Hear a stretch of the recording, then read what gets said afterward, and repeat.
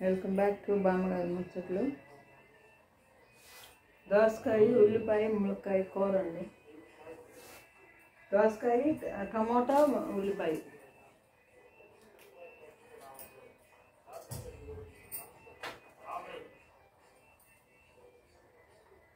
పెచ్చి తీసి ఇట్లా పెచ్చి తీసి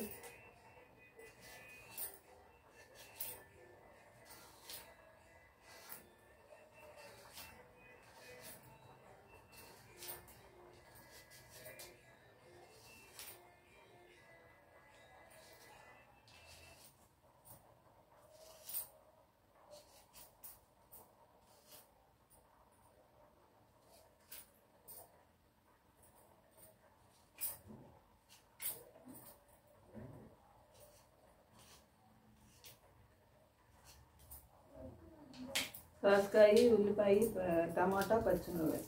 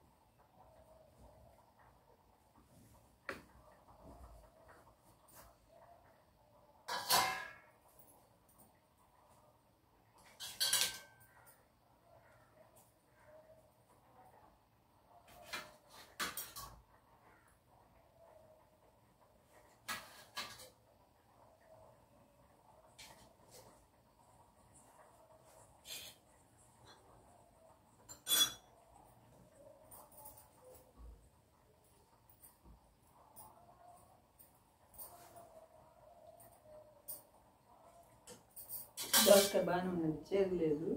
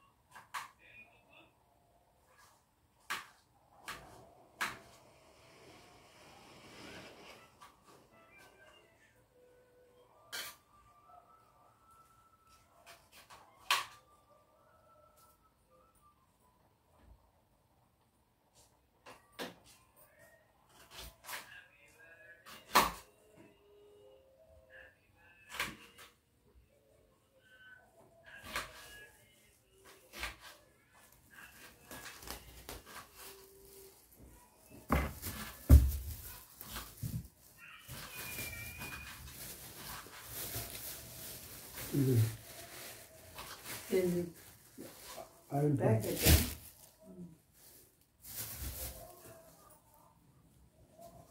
దోసకాయ టమాటాను గుచ్చుకూరలు వేస్తున్నాం కుక్కర్లో.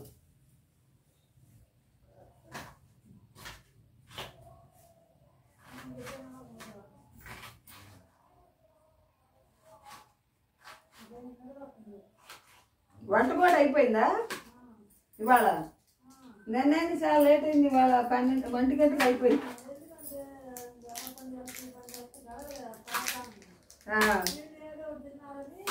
అదే అదే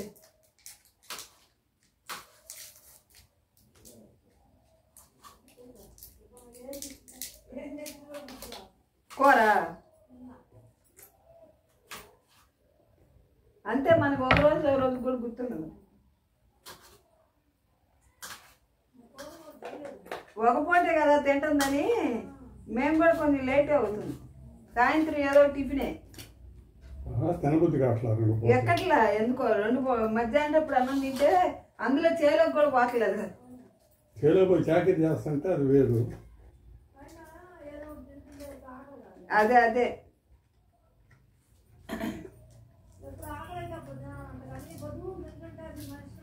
అది కూడా అది అరగదు. తినకూడదులే. బాగా ఆకలైనా తినాలంటే ఏదైనా. మరి ఇంక ఇప్పుడు అన్నం ఏం తినబుద్ధి అయితే.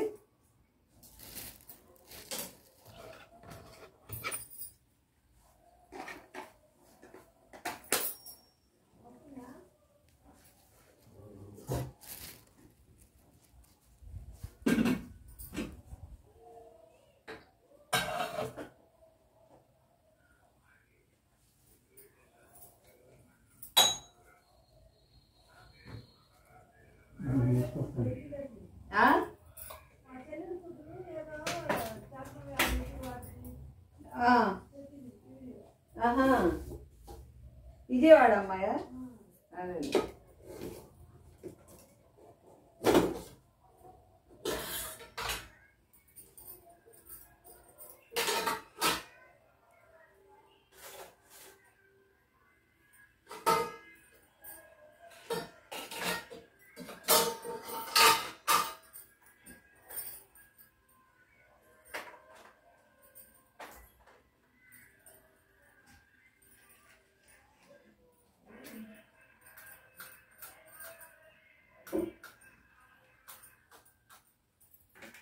అగిపెట్లు కూడా మెత్తబడిపోయి ముట్టుకోట్ల. ఓయమ్మ ఎన్ని అగిపెట్లు ఉన్నాయి ఇక్కడ.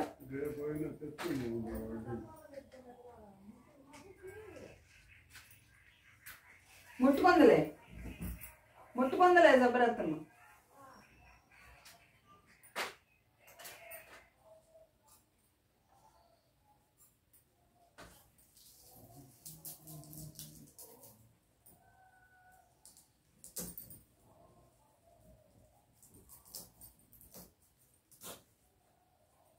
చిన్నపాయ, జీలకర్ర, ఆవాలు,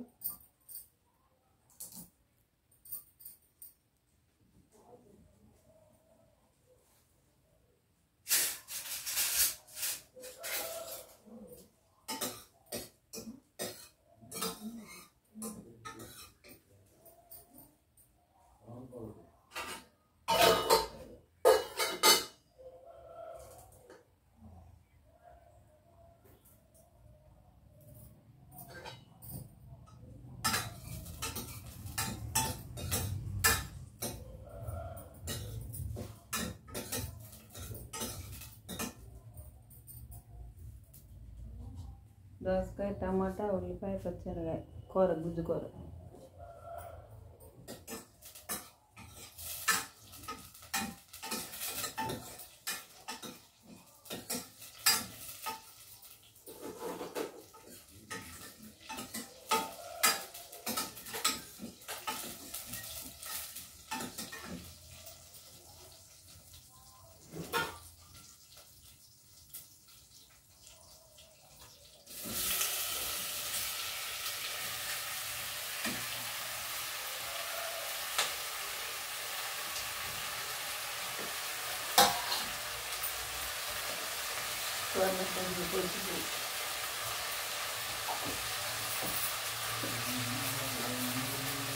ఉప్పు,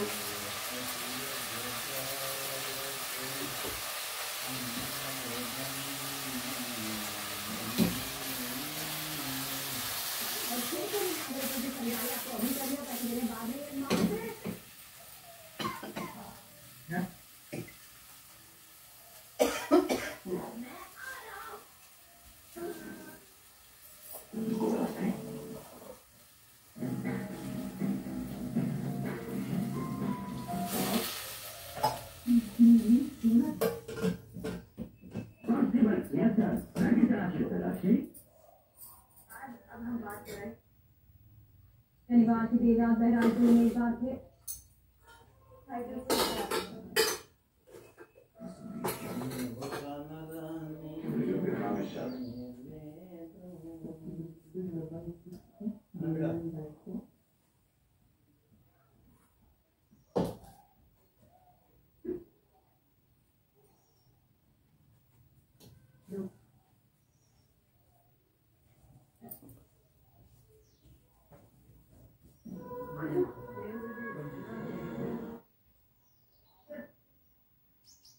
लाइट नीड आपको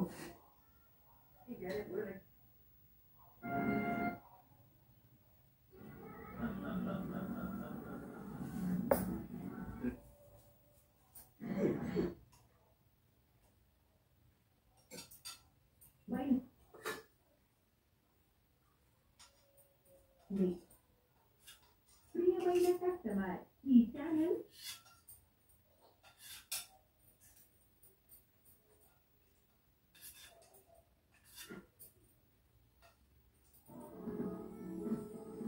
रिश्ता तो इसी घर में होगा। हाँ, लेकिन लड़की कोई और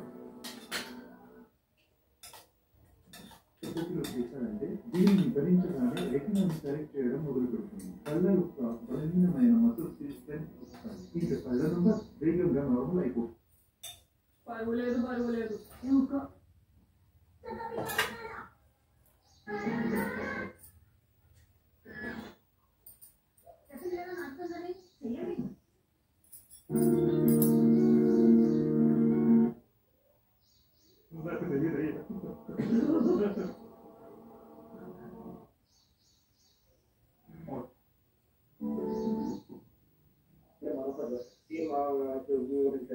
అలాగే ప్రకాశం మ్యారేజ్ మన బాపట్ల జిల్లాలో 6,000 మంది కేంద్రాలతో తరలించినట్టు కూడా అక్కడ జిల్లా కలెక్టర్ టీమ్ సెంటర్ మీరు అలాగే ఎన్టీఆర్ జిల్లా రాయలపాట రైల్వే స్టేషన్ వద్ద కారణంగా రైలు ఇచ్చేటువంటి ప్రకటన చేస్తున్న ప్రయాణికులకు ఇబ్బందులు కలగకుండా వారికి ఆహారం కానీ అలాగే ఇతరత్ర సదుపాయాలు అందజేయాలని చెప్పి కూడా ఏం ఆదేశించారో అందుకు తగ్గట్టుగా చర్యలు తీసుకున్నట్టు జిల్లా కలెక్టర్ డీజీపీ కూడా వివరించినట్టు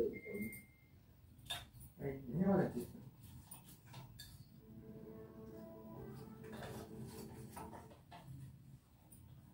బంగాళాఖాతంలో వాయుగుండం అరేబియాలో ద్రోణి ప్రభావంతో రాష్ట్రం వణికిపోయింది. ఎడతెరిపి లేకుండా కురిసిన భారీ వర్షానికి ఉమ్మడి కృష్ణా, గుంటూరు జిల్లాలు అస్తవ్యస్తమయ్యాయి. ముఖ్యంగా విజయవాడ నగరాన్ని వరదలు ముంచెత్తారు. జనజీవనం అస్తవ్యస్తంగా మారింది.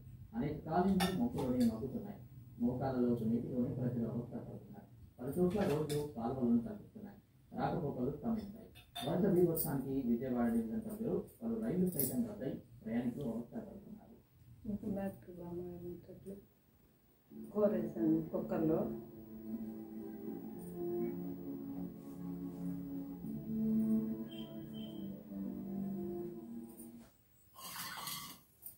విజయవాడ నగరంలో వరద పరిస్థితిపై మరింత సమాచారం మా ప్రతినిధి జయప్రకాష్ పాల ఫ్యాక్టరీ నుంచి ప్రత్యక్ష ప్రచారం ప్రారంభించారు. 2 రోజుల నుంచి కురిసినటువంటి భారీ వర్షాలకు విజయవాడ నగరం చుట్టుపక్కల ప్రాంతమంతా దాదాపు పూర్తిగా నీట మునిగిందని చెప్పుకోవచ్చు. ప్రస్తుతం మనం ఈ పాల ఫ్యాక్టరీ రోడ్లో లంబాడిపేటలో ఉన్నాము. సుమారు 1.5 కిలోమీటర్ల వరకు దాదాపు ఇది ప్రధాన రహదారి మనం ఉన్నాము. ఇక్కడంతా దాదాపు చుట్టుపక్కలంతా రోడ్డు జలమయం అయిపోయింది. నడుములోతు నీళ్లు వస్తూ ఉన్నాయి. అసలు నగరంలో ఏ విధంగా పరిస్థితులు ఉన్నాయి, ఏ విధంగా సహాయ చర్యలు చేపడుతూ ఉన్నారు అని తెలిపేందుకు మనతోటి నగరంలో మినిస్టర్లు అంతా పర్యటిస్తూ ఉన్నారు. హోంమంత్రి, అదేవిధంగా మున్సిపల్ శాఖ మంత్రి, ఆబ్కారీ శాఖ మంత్రి, దాంతోపాటు ఎంపీ కూడా మనతో ఉన్నారు. వారిని అడిగి పూర్తి వివరాలు తెలుసు. చెప్పండి సార్, ఎటువంటి సహాయ చర్యలు చేపడుతున్నారు, ఎక్కడెక్కడ పరిస్థితులు ముందుగా ఉన్నారు? నిన్న వచ్చిన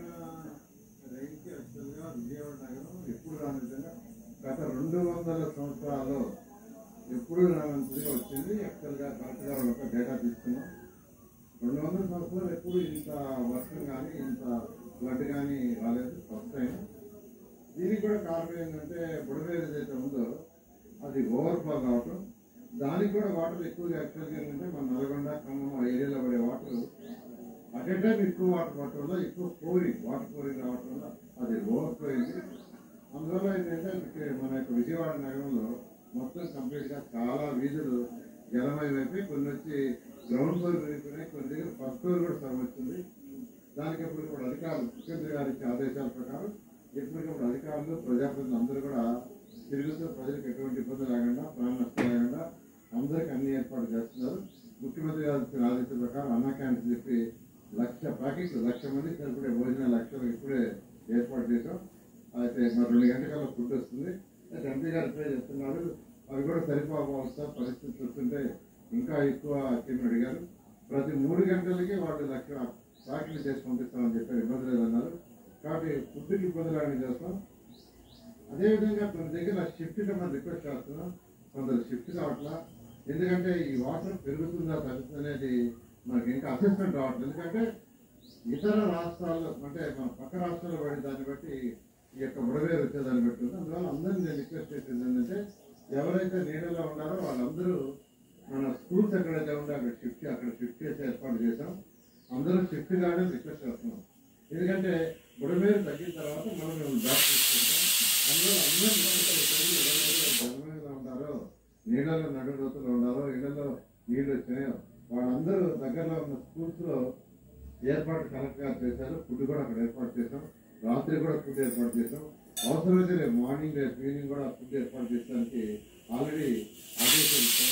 అందరినీ రిక్వెస్ట్ చేసేది వీలైనంత మీరు షిఫ్ట్ కావాల్సిందిగా కోరుకుంటున్నాం. చెప్పండి సార్, ఎటువంటి సహాయ చర్యలు చేపడుతూ ఉన్నారు, ఏ విధంగా చర్యలు తీసుకుంటున్నారు?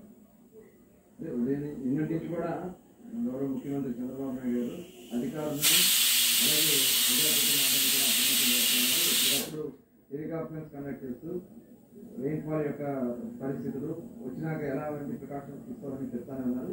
అయితే విజయవాడలో నిన్న కురిసినటువంటి వర్షం రికార్డు స్థాయిలో దాదాపు 29 సెంటీమీటర్ల వర్షం ఎప్పుడో వర్షం పడలేదు.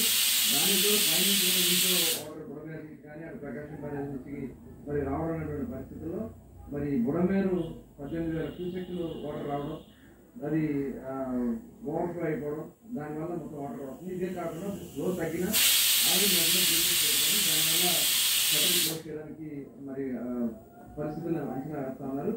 ఇది కాకుండా మరి లోతట్టు ప్రాంతాలు